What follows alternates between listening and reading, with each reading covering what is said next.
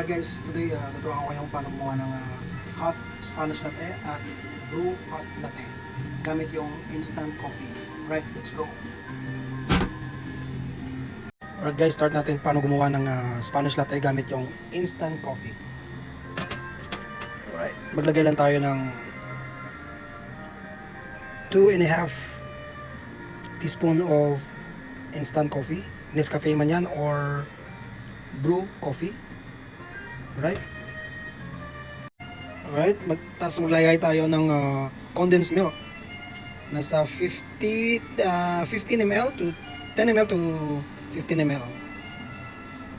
Alright, nasa inyo yung guys yung gusto nyo medyo matamis or bitter, then 10 ml. O medyo matamis, then 15 ml. So, ito na guys yung instant coffee natin at saka condensed milk. So, lagyan lang natin ng 20 ml of hot water. I will be right here waiting for you. So, maglagay na tayo ng hot water guys. Alright. And mekos. Mekos na natin. Wherever you do, I will be right here waiting for you. Makanta ako guys. Alright. Ito na yung ano natin, yung instant brew coffee natin. So, mag-froth lang tayo ng milk.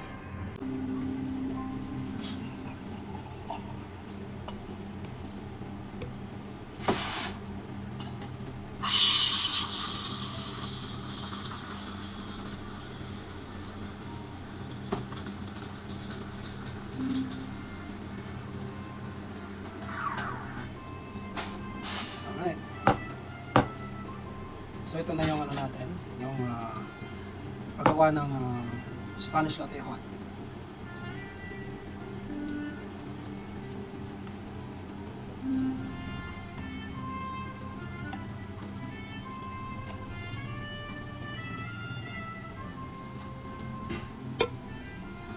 So ito na yung Spanish latte natin. Lagyan lang tayo natin ng cinnamon.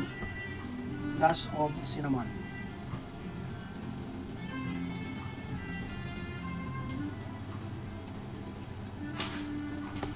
So, Spanish latte, hot.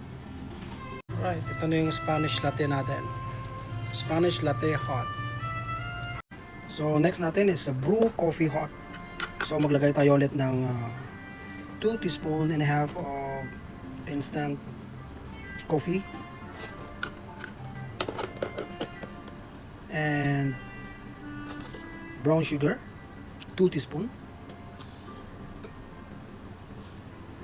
Alright. Hot water 20 ml.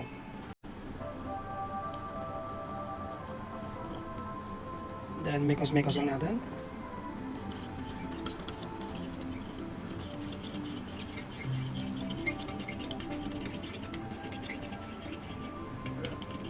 So after that, mag-froth lang tayo ng milk. Alright, let's go.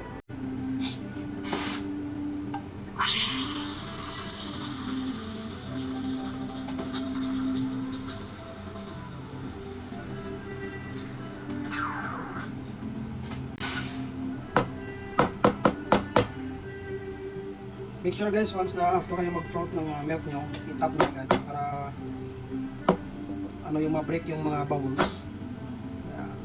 Alright. So yung ano natin, yung mga bubbles, so kunin natin to. Kasi hindi maganda once na may mga bubbles yung kape nyo. So hold on.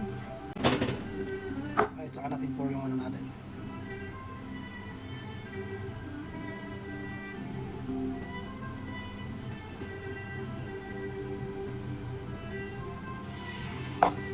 Right, ito na yung hot brew coffee natin.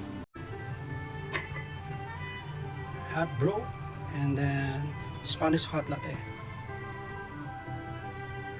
Alright guys, so send natin sa mga customers.